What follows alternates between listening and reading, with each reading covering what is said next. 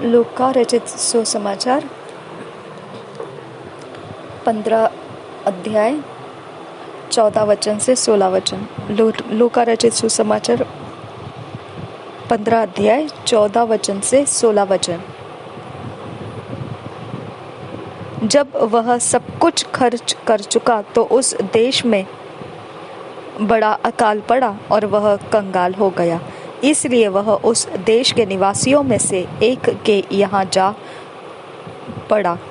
उसने उसे अपने खेतों में सूअर चराने के लिए भेजा और वह चाहता था कि उन फलियों से जिन्हें सूअर खाते थे अपना पेट भरे,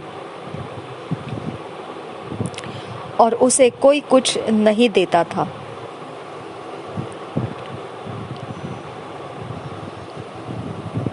और एक बार पढ़ेंगे लूका रचित सुसमाचार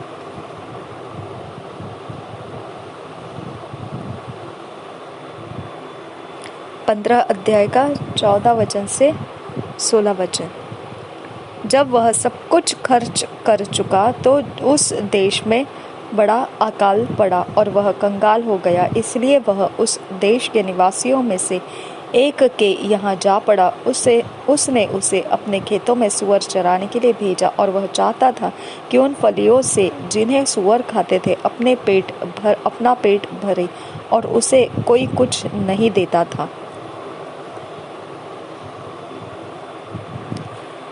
आपको ये बात को अपने दिमाग में लेना है। ये एक उड़ाऊ पुत्र के बारे में है। ये उड़ाऊ पुत्र है और उसने अपने पिता के घर के अंदर से अपनी मालमत्ता लेकर अपने मर्जी से अलग हो गया है। पिता ने उसको मना नहीं किया। अलग जाकर उसने अपनी सारी संपत्ति को ख़त्म कर दिया। अपनी सारी संपत्ति ख़त्म होने के बाद उसके पास एक ऐसा मोड़ आ गया कि अकाल पड़ा था उस देश में। ओके, आपको एक बात ध्यान रखना है। जब हम परमेश्वर के बाहर जीवन जी रहे होते हैं, ओके, जब परमेश्वर के बाहर हम जीवन जी रहे होते हैं तो परमेश्वर हमको मना नहीं करता है। अन्य जाति लोग परमेश्वर के बाहर जीवन जी रहे हैं।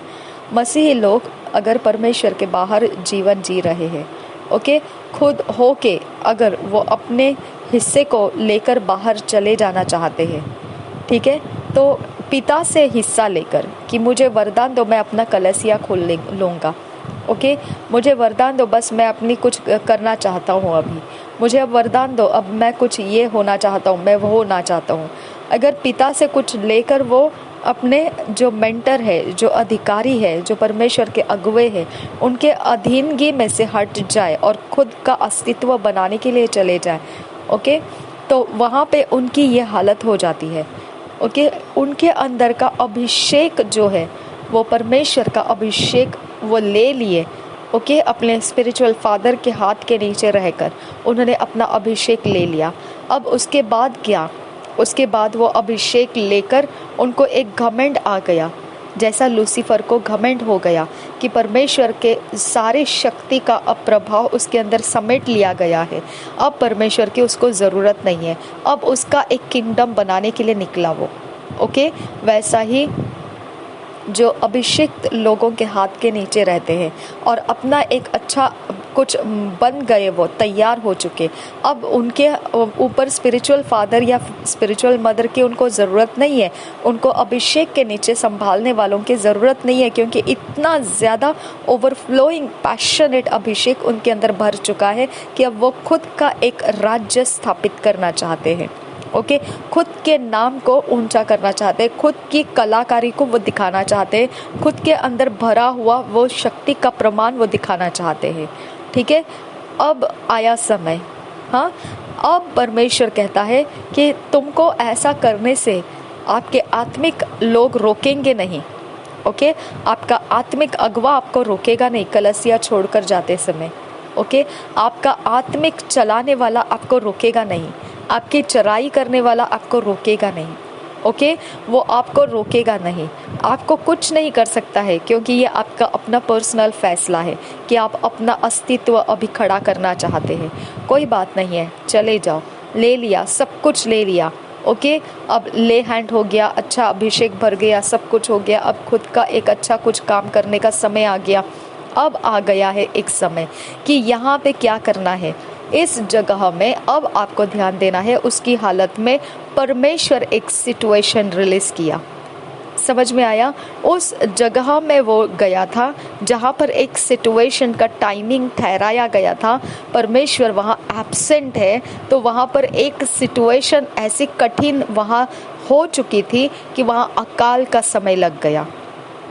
ओके, तो आप जब बाहर निकल जाते हैं, आत्मिक अगुवों के अधीन रहने से आप सुरक्षित रहते हैं, लेकिन आत्मिक अगुवों के अधीन नहीं रहने से जब आप अपने अस्तित्व को बनाने के लिए, अपना महल बांधने के लिए चले जाते हैं, तब आपकी हालत क्या रहती है? जब आप चले जाते हैं उस प्रोटेक्शन में से, ओके, उस छाया हुआ स्थान में से जब आप निकल जाते हैं, तो उस निकलते समय का आपके पास ये मालूम नहीं रहता है आप जिस तरफ देख कर निकले हैं। जैसा लूत ने हरियाली को देख के ले लिया वो जगह को, ओके, लेकिन उसको मालूम नहीं था उसका फ्यूचर में सदोम गमोरा नाश होने के लिए रखा गया था, ओके, जिसके अंदर से जबरन उसको बाहर निकाला जाएगा।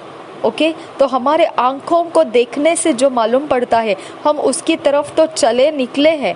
ओके, हमको उधर चाहिए, वो सारी परिस्थिति हमने इकट्ठी तो कर ली है, अब निकले हैं, लेकिन तुमको ये नहीं मालूम है कि वो परिस्थिति के अंदर से जो आपने देखा है, जो आपको मालूम पड़ा है कि ये बहुत हरियाली सा है, अब निकल पड़े हैं। आपने आत्मिक अगुवों का अपमान कर दिया होगा, लड़ाई किया होगा, आपने उनको दुख दे दिया होगा कि आप वहाँ से निकल आए। अच्छा ठीक है, निकल आए, लेकिन आपको ये नहीं मालूम था कि आप जिधर देखकर निकलने के लिए सोच लिए थे, वो जगह, वो ज़मीन, वो मकसद, वो मंजिल आपके लिए खतरे की भरी हुई है, ये आप देख नहीं पाए।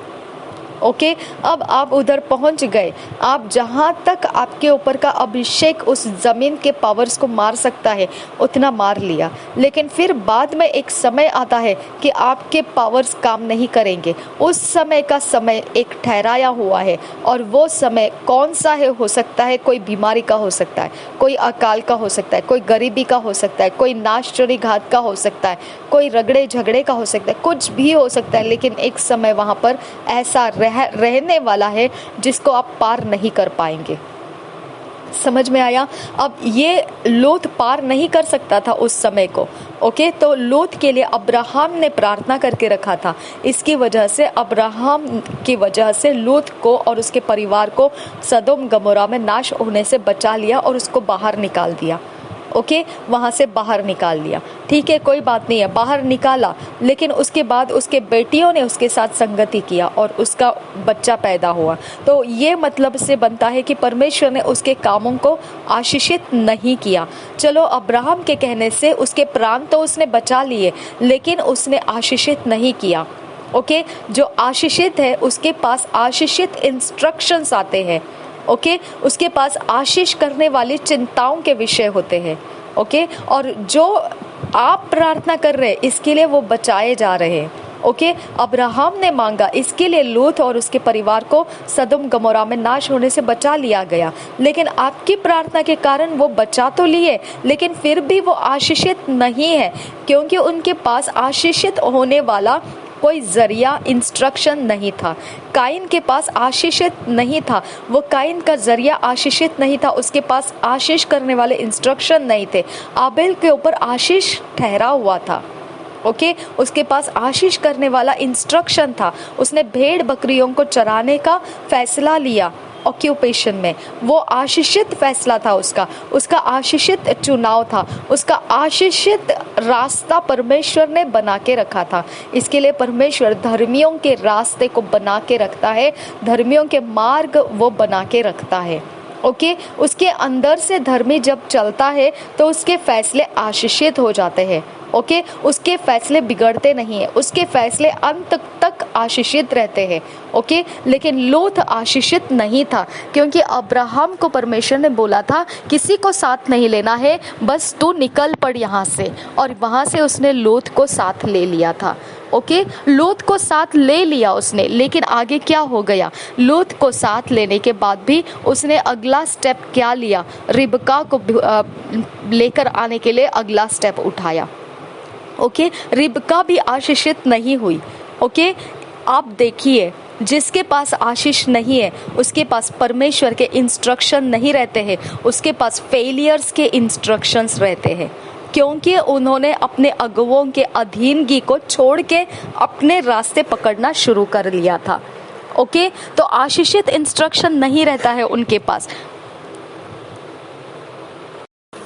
तो इस प्रकार से आशीषित नहीं था रिबका के पास आशीषित इंस्ट्रक्शन नहीं थे। उसने ईसाव के हक को छीनने वाला इंस्ट्रक्शन उसकी चिंता बना।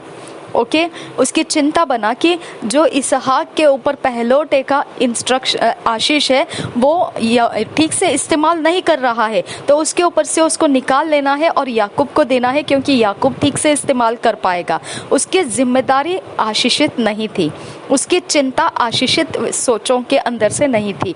वैसा ही लूत के बेटियों को ये सोच आ गया जो श्रापित सोच था। उनकी चिंताएं आशीषित नहीं थी, आशीषित सोच में से उनकी चिंताएं नहीं थी। और वहाँ पे उनकी चिंताओं में क्या था कि लूत का वंश आगे कैसा जाएगा, जबकि वो उनकी चिंता का विषय नहीं रहना चाहिए था। अब्राहम के पास भी तो कोई रास्ता नहीं था, कोई इसहाक नहीं था, फिर भी उसके पास एक कोई ऐसा सोच नहीं था कि सारा को धोखा दे दे और कुछ और काम कर ले, ऐसा उसके पास कोई सोच नहीं था, है ना। तो आशीषित सोच सारा के पास भी नहीं थी। उसने बोला जाके हगर के पास चला जा और तुझे बेटा हो जाएगा।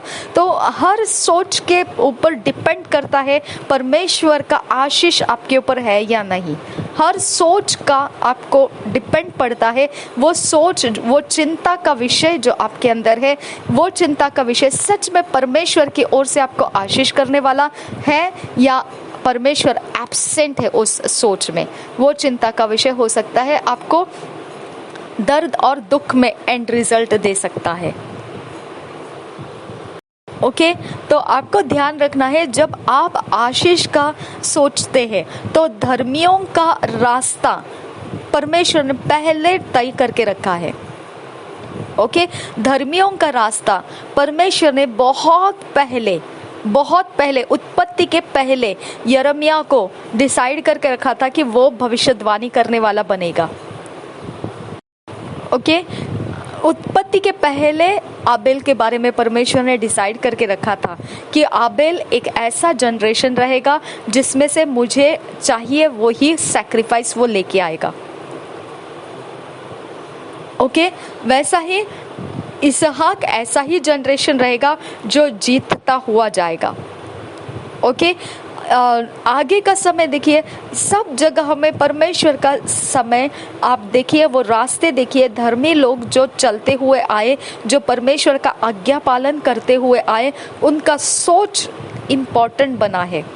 उनके सोच और उनके चिंताओं की सोचे। ओके, किसी को भी कोई कुछ करने की ज़रूरत नहीं है। अगर उसके अंदर कोई बात का कुछ जिक्र नहीं आया है, किसी बात की ओर उसका ध्यान लिया नहीं गया है, तो उसको उस बात का ख्याल नहीं रहता है, वो अज्ञान रहता है। अज्ञान उसको परेशान नहीं करेगा। लेकिन अगर वो ज्ञानी बन गया है तो उस ज्ञानी होने के अंदर अब बहुत ज़रूरी मायना पड़ता है कि क्या परमेश्वर उस ज्ञानी में है या नहीं है। क्योंकि अगर परमेश्वर है ना उस ज्ञानी के अंदर, तो उसको ऐसी सोच देगा जो उसके आशीष में बदल देगा। ओके, आबेल का सैक्रिफाइस स्वीकारा गया। ओके, काइन का सैक्रिफाइस स्वीकारा नहीं गया, लेकिन काइन को वो भेड़ बकरी चराने का इंस्ट्रक्शन भी नहीं मिला। यानी परमेश्वर ने पहले ही सोच के रखा था कि काइन एक ऐसा जनरेशन निकलने वाला है जिसके ऊपर मैं ठहरने वाला नहीं हूँ। ओके, परमेश्वर ने पहले ही सोच लिया था, अब्राहम के अलावा मैं किसी के ऊपर अपने इंस्ट्रक्शन जाहिर नहीं करूँगा। ओके, तो अब्राहम के ऊपर किया, इसहाक के ऊपर किया, इसहाक के बाद याकूब के ऊपर किया, याकूब से लेकर आगे देखते जाएंगे, सबके ऊपर वही लोग थे जिनके ऊपर इंस्ट्रक्शन जाहिर किया, और इंस्ट्रक्शन जाहिर करने की वजह से वो अंत तक परमेश्वर के फेवर में बने रहे। ओके, अब आप बोलेंगे कनान जो है, कनान का पिता वो श्रापित हो गया। कनान का पिता को श्रापित किसने किया? नूह ने। यानी परमेश्वर ने नूह के अंदर से भी एक रास्ता ऐसा रखा कि उसके ऊपर परमेश्वर अपना वायदा पूरा करने वाला नहीं है। समझ में आया? तो परमेश्वर ने एक शाखा, पेड़ की एक डाली तो ऐसी छोड़ी ही थी कि उसके ऊपर परमेश्वर आशीष करना नहीं चाहता था। ओके, तो वो सोच जो सारा ने हगर में से जिसको पैदा करा लिया इश्माइल, परमेश्वर ने ये सोच उसके अंदर, परमेश्वर के बिना वाला वो एरिया है सारा। ओके, परमेश्वर उपस्थित नहीं है सारा। समझ में आया? तो उसके अंदर का सोच, चिंता का विषय जो है परमेश्वर का एब्सेंस की वजह से उसका वो विषय बन गया, और उसने जो रास्ता दिया वो आशीषित रास्ता नहीं था। लेकिन लोत को भी वैसे ही था, परमेश्वर के इंस्ट्रक्शन के बाहर वाला रास्ता मिला। ओके, सारा को परमेश्वर के इंस्ट्रक्शन के बाहर वाला रास्ता मिला, लेकिन फिर भी लोत की जो जनरेशन है वो मोआबी कहला जाती है। ओके, सारा की ओर से गलती से निकली हुई जनरेशन वो क्या है? वो सिर्फ एक जाति है जो बहुत बनाएले पशु की तरह वो बहुत ज़्यादा क्या कहते हैं उसे, मजबूत और ताकतवर रहेंगे, है ना? तो आपको समझ में आना चाहिए रॉन्ग इंस्ट्रक्शंस की जातियाँ इस पृथ्वी के ऊपर मौजूद है। हम और उसमें फ़र्क करना आना चाहिए। हमारे पास जो सोच और जो चिंता है उसका हमने ख्याल रखना है। ओके, यहाँ पे उड़ाव पुत्र के पास एक सोच आया कि मैं अपना एक सिंहासन बनाऊंगा, मैं अपना एक अस्तित्व तैयार करूंगा, मैं अपना एक राज्य तैयार करूंगा, मैं अपनी एक हैसियत तैयार करूंगा, मैं अपनी एक हस्ती बनाऊंगा। तो उसके अंदर का ये खुद के अंदर जितना समेट लिया है उसने, वो उसके लिए घमंड का कारण बन गया और निकला वहाँ से। ये इंस्ट्रक्शन उसको निकलना वहाँ से, उसको वहाँ तक ठीक लगा, लेकिन उसके बाद वो निकलने के बाद का समय परमेश्वर का उपस्थिति उसमें से कट चुका है, ये वो समझ नहीं पाया। वो जिस तरफ देख के निकल पड़ा है उस जगह को परमेश्वर ने और दूसरा क्या क्या रखा है उसको उसका दर्शन नहीं मिला। ओके, उसके बारे में कोई सूचना नहीं मिली उसको। ओके, इसहाक को सूचना मिली, कोई बात नहीं है, अकाल है तो अकाल है, कोई प्रॉब्लम नहीं, तू रुके रहे यहाँ पर ही, मैं ही तुझे आशीषित करने वाला हूँ और मैं ही तुझे फलने फूलने वाले सारे कामों में तुझे आशीषित करने वाला हूँ। तो यहाँ पे खेती को उगाएगा और ज़्यादा प्रॉफिटेबल बनेगा। ओके, यूसुफ को परमेश्वर ने अच्छे इंस्ट्रक्शंस देकर रखे थे ताकि उसका रास्ता सफल होता जाएगा आगे। ओके, हमारे पास इंस्ट्रक्शंस के आधार से हमें पहचाना जा सकता है। हालेलुया। असली मसीह वो है जिसके पास इंस्ट्रक्शन आया और इंस्ट्रक्शन के बीच में परमेश्वर मौजूद है। ओके, जो उड़ाऊ पुत्र का बड़ा भाई था उसके बारे में परमेश्वर ने उसका पिता बोलता है सब कुछ तो तेरा ही था, तुझे चाहिए तो तूने उसका इस्तेमाल करना था, मैंने तुझे कब मना किया था?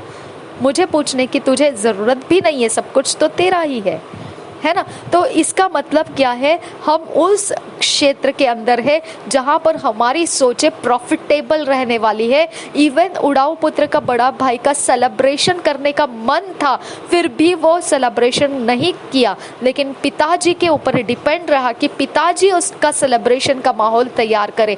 तो उसके सेलिब्रेशन को पिता ने नहीं किया, क्योंकि पिता कहता है तुझे तो मैंने सब कुछ दिया, सेलिब्रेट करना तो तेरी जिम्मेदारी है, तेरे हक में बनता है, तूने खुद अधिकार इस्तेमाल करना है, अपने सेलिब्रेशन को करना है। ओके, तो हमारे अंदर परमेश्वर की सोचे हैं, हम सेलिब्रेट करना है, हमको जिम्मेदारी से हंसना है, हमको जिम्मेदारी से आनंद करना है, हमको जिम्मेदारी के साथ परमेश्वर में खुशी मनाना है, हमको जिम्मेदारी के साथ अधिकार के साथ हमको अच्छी अच्छी बातों में तृप्त होना है, क्योंकि ये भलाई की बातें परमेश्वर ने हमारे लिए रखी है।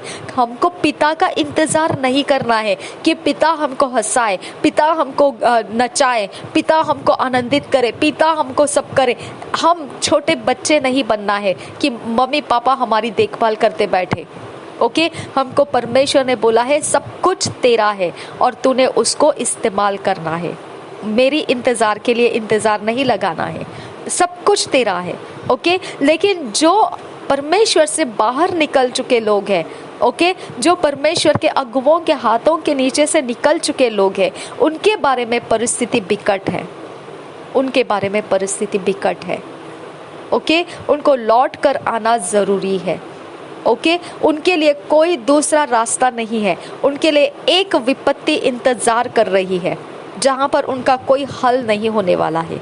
ओके, एक ऐसी सिचुएशन उनके ऊपर पड़ी रहने वाली है जिसके अंदर वो कुछ रास्ता नहीं देखने वाले हैं।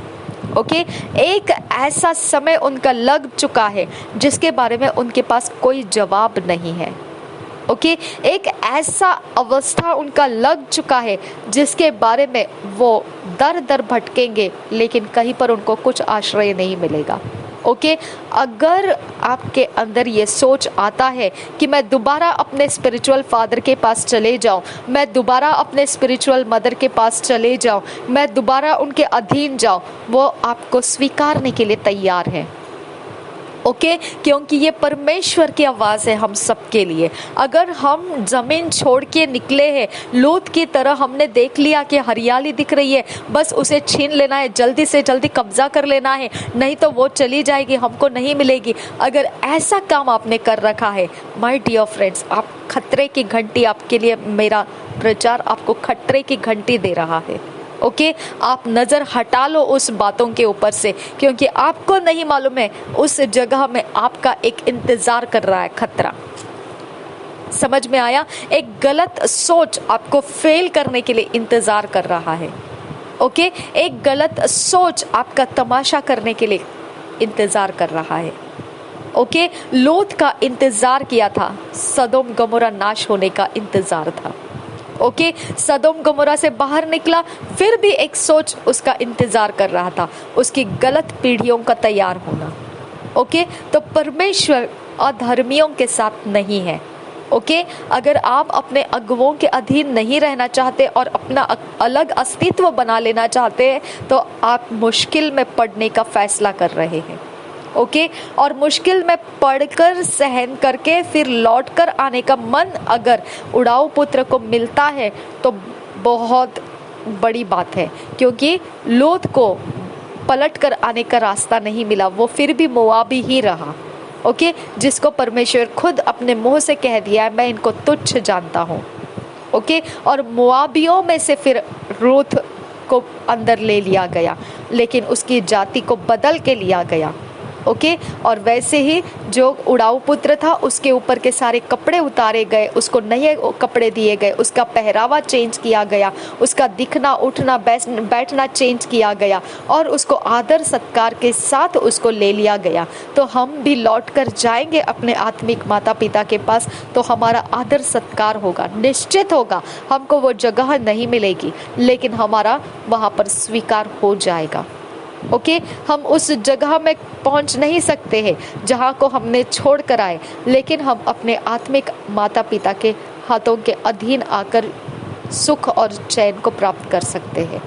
ओके, हमको ये लेसन सीखने की ज़रूरत है, क्योंकि परमेश्वर ये आवाज़ लगा रहा है उन लोगों के लिए जो अपनी अपनी हैसियत बनाना चाहते हैं। ओके, आत्मिक अगुवों के नीचे से निकलकर उनको लगता है बस अब हमने दुनिया जीत लिया है। ऐसा नहीं है मेरे भाई, ऐसा नहीं है मेरी बहन। ओके, हमको बाहर निकलना नहीं है, हमको परमेश्वर के आत्मा के अगुवाई करने वाले जो अगुवे दिए हैं उनके अधीन रह के हमारे ब्रांचेस चलाने दो। ओके, उनके अधीन रह के हमारे मिनिस्ट्री के काम होने दो, उनके अधीन रह के हमारे जीवन के रास्ते बनने दो, उनके अधीन रह के, उनके अधीनगी से बाहर जाके परमेश्वर की उपस्थिति हमने खो दिया है कंप्लीटली। आपका फ्यूचर मैं आपको बता देती हूँ। ओके, आपका फ्यूचर यही है कि आगे जाकर और फेलियर्स आपका पीछा करेंगे। ओके, तो आपको पीछे पलट कर आना है, और आत्मिक अगुवा आपका जिसको आप छोड़ के आए, अब उससे मेल कर लेना ज़रूरी है। ओके, जो आपको खिलाता था, जो आपको पिलाता था, जो परमेश्वर के बातों की ताकतें आपके अंदर भरता था, ओके, जो आपका संगोपन करता था, पालन पोषण करता था, ओके, जो आपकी सारी बातों के अंदर आपको सहायता करता था, ठीक है, उसके पास लौट के आना आपको ज़रूरी है। आमीन।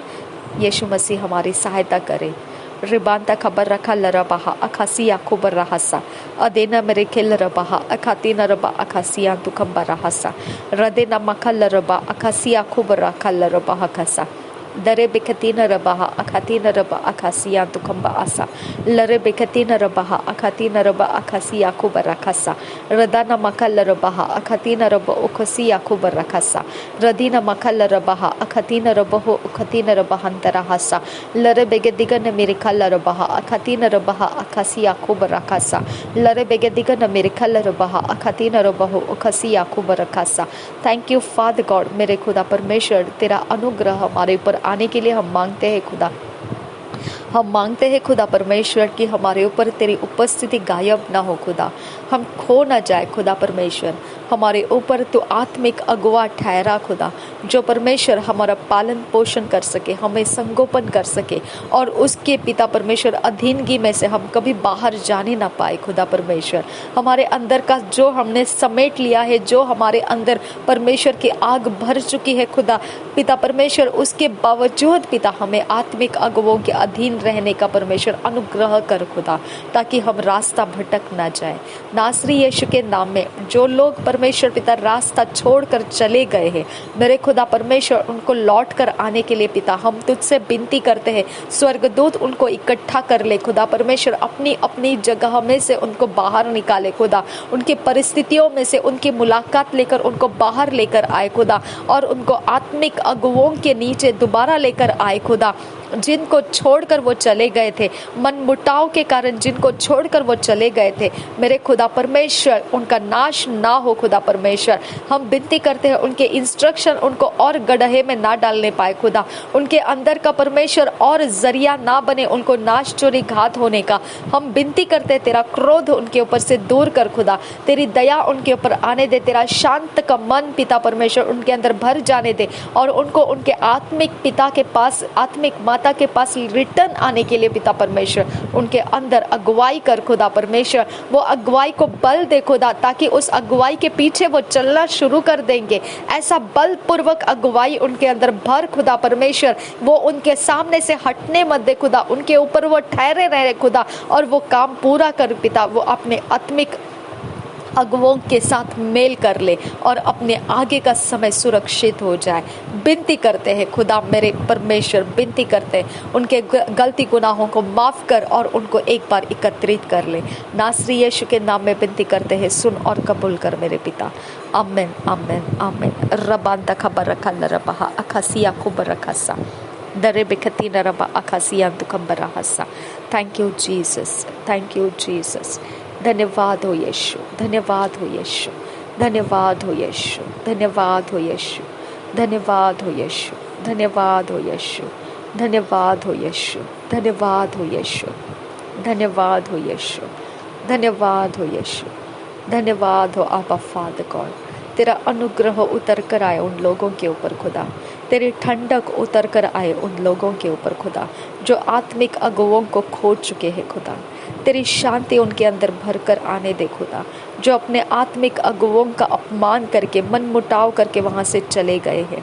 मेरे पिता परमेश्वर, जो आत्मिक अगुवों के अधीन नहीं, मेरे खुदा उन सब के ऊपर अपना अनुग्रह बढ़ा खुदा, अपने छाए हुए स्थान में उनको इकट्ठा कर खुदा, उनके ऊपर छाया करने वाला अनुग्रह से भरा हुआ आत्मिक अगुवा परमेश्वर उनको स्वीकार करने के लिए मन दे खुदा।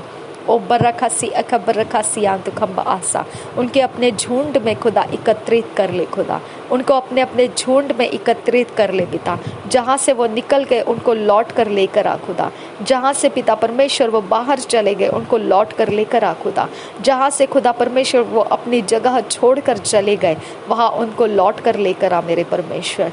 हम तुझसे विनती करते हैं उनके रास्ते बदल कर उनको आत्मिक अगुवों के साथ कनेक्ट कर दे खुदा, आत्मिक अगुवों की उनको देखभाल मिले खुदा, आत्मिक अगुवों का पालन पोषण उनको मिले खुदा, आत्मिक अगुवों के अधीन उनका संगोपन हो खुदा।